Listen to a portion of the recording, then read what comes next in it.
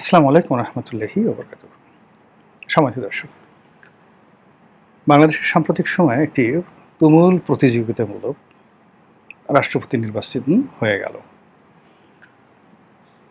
সংসদীয় গণতন্ত্রে যেভাবে একতরফাভাবে আমাদের দেশে রাষ্ট্রপতি নির্বাচিত হতেন, এই প্রথম বিএনপি বলতে পারবে যে তারা প্রতিযোগিতার মাধ্যমে, যদিও ট্র্যাডিশনাল, তাদের বিজয়টা নিশ্চিত ছিল, তারপর সেখানে প্রতিযোগিতা হয়েছে এবং বিএনপিকে জিতিয়ে দেওয়ার জন্য এবং সেই প্রতিযোগিতাকে যাকে বলা হয় আকর্ষণীয় করার জন্য জামাত যে আত্মত্যাগ করেছে, জামাত যে খেলাধুলা করেছে, এটাকে রাজনীতির একটা মহা ভেলকিবাজ হিসেবে আপনি আখ্যায়িত করতে পারেন।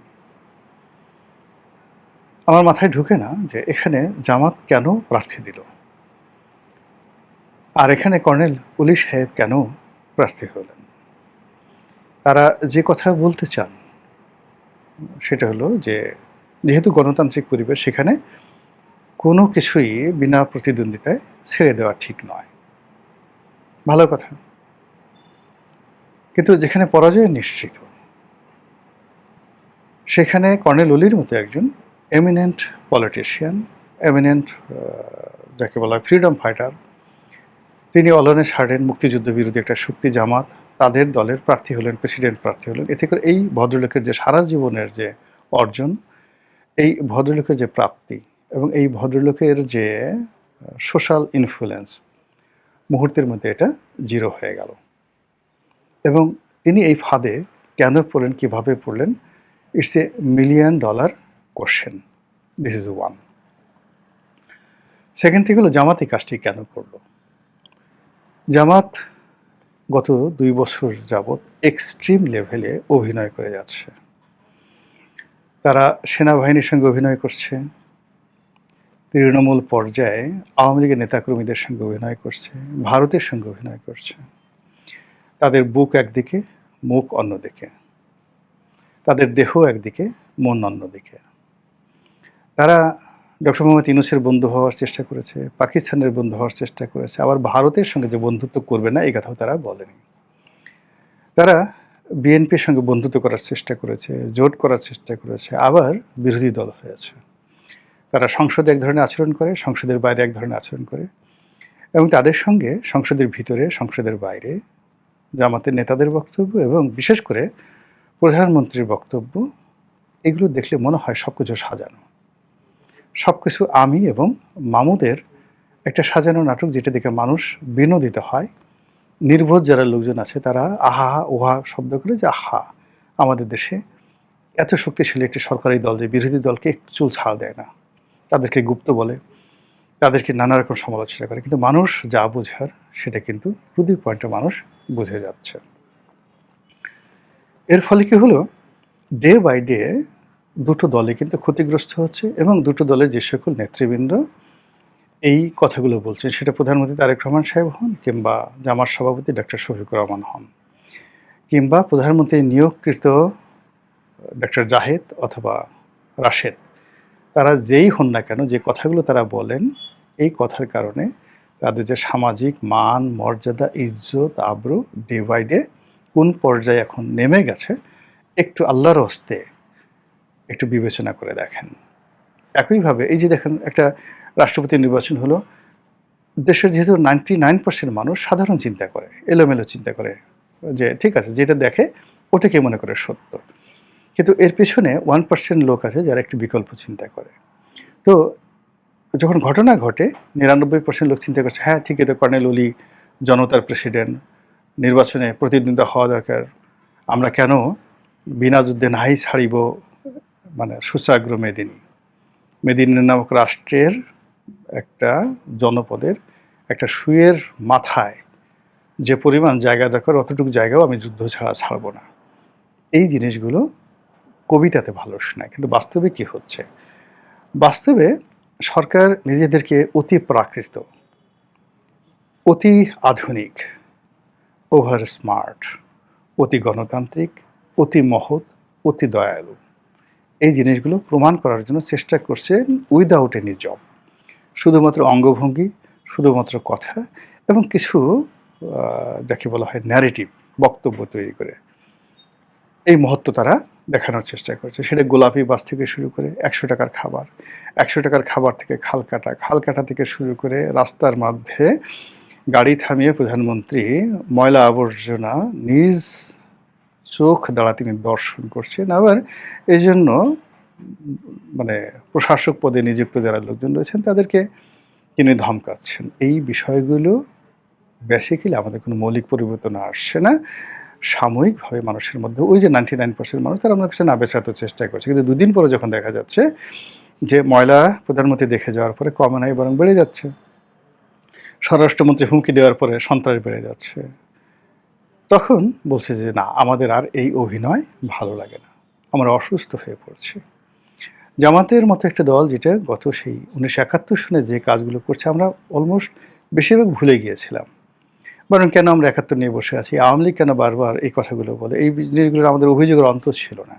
কিন্তু গত 2 বছরে জামাত যে কর্মকাণ্ডগুলো করেছে সেই কর্মকাণ্ডের ফলে আবার সেই 1971 সন ফিরে এসেছে।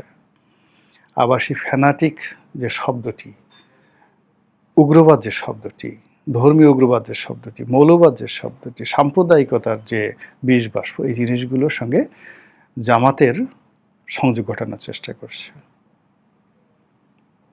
ইসলামপন্থী অন্যান্য দলগুলো। এই গত 2 বছরে জামাতের সুযোগ ছিল তাদের সঙ্গে বন্ধুত্ব করার, এবং বন্ধুত্ব হয়ে গিয়েছিল। সেই বন্ধুত্ব অলানা ছাড়ের আবার বন্ধ হয়ে গেল। সেই বন্ধুত্ব এখন শত্রুতায় পরিণত হয়েছে, এবং সেই শত্রুতা ক্রমশ বাড়ছে।